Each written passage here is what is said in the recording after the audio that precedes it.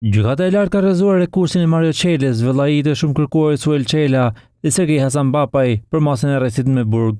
Vendimi është marrë në dhomën këshillimit nga treshe gjykuese Ilir Panda, Albana Boksi dhe Genti Shala. Mario Çela u arrestuar në Belgjik në nëntor të vitit 2024, ndërsa 3 muaj më parë u ekstraduar në Shqipëri. Ai dyshohet për vepra penale, vrasje me paramendim, organizata kriminale, armbatje pa leje dhe korrupsion aktiv në sektorin privat. Hasanbapaj dyshohet për vrasjen e Bledar Muçës në Belgjik në janar të vitit 2022, por edhe për vepra të tjera penale.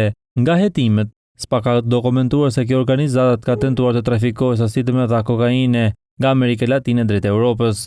Gati 930 kg kokainë që u tentua të trafikohej nga Ekuadori në Europë, u kap nga autoritetet në dhjetor 2020. Po ashtu është tentuar trafikimi 466 kg kokainë nga Ekuadori në Holand në janar 2021. Në dosjen e SPA përfshihet dhe përplasja mes bandave, ku në vitin 2020 u tentua të eliminohej me snajper Ardian Çapja, i konsideruar si kundërshtar i Çelës. Ndërkohë në vitin 2017 u tentua që me një makinë të blinduar të goditeshin punonjësit e policisë. Ngjarja ndodhur pranë tregut agroshqimor. Në nëntor të vitit 2024 në Elbasan u zhvilloi një operacion për të ndaluar 21 persona të akuzuar si pjesë e organizatës së Suel Çelës. Ky fundi pritet ende në kërkim ndërkombëtar. Në atë kohë u ndalua dhe ish gjyqtari Pajtime Fetahu, i zyrtari i lartë i policisë, Dedan Gjoni, si do vunë në akuzë edhe 2 gazetarë.